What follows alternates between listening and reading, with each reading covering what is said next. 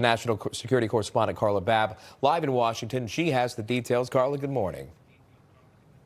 Good morning, Sean. Good morning, Edie. I'm told the upcoming hearing is tentatively scheduled for April 29th. That's just later this month. It will also include the chairman of the Joint Chiefs of Staff, General Dan Kane. Now, the hearing will focus on the Pentagon's budget request, and it comes as lawmakers on both sides of the aisle have pressed the Trump administration for more information about the conflict in the Middle East, now in its fifth week. These officials say Hegseth and others have so far failed to provide substantive answers to their question. Now, the president reiterated again yesterday, the war is near its end.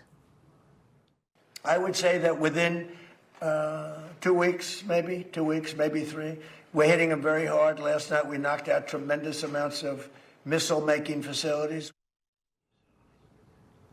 Well, Trump's comments come as a third U.S. aircraft carrier has started heading towards the Middle East. According to officials, USS George H.W. Bush has left Norfolk and could potentially join USS Gerald R. Ford and USS Abraham Lincoln already in and around the region. Now, sources on the Hill, Sean and Edie, tell me the president may be trying to wrap the Iran war in this 3-week time frame out of a legal necessity to do so. Now, according to the War Powers Resolution, the use of America's armed forces must be automatically terminated within 60 days unless Congress has either declared war or passed legislation authorizing the action. So far, Congress is on recess. They have done neither. So the administration started this war on February 28th.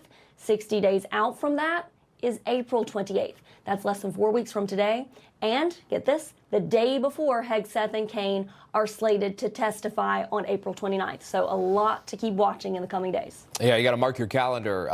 Excellent job pointing that out. It does appear that it all is in line as the president will address the nation 9 p.m.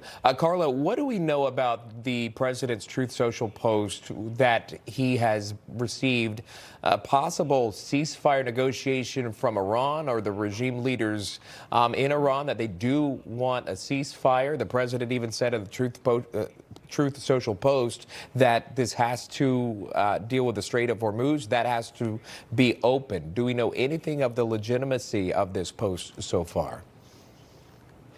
We know that he's been trying to negotiate with the Iranians.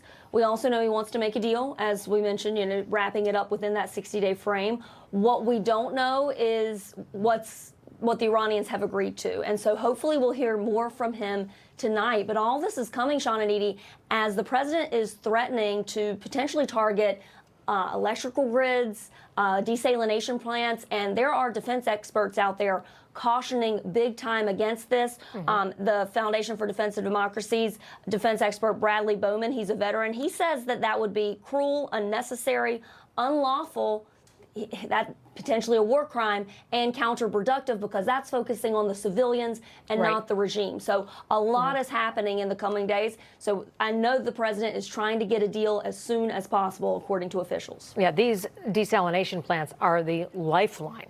You know, they have to have those. The civilians have to have those to have drinking water. So I could see that. Carla, and there's aquifers, but they need the electricity for the aquifers to pump water too, even if you take out the desalination. So, I mean, a lot of stuff could hit the civilians really hard.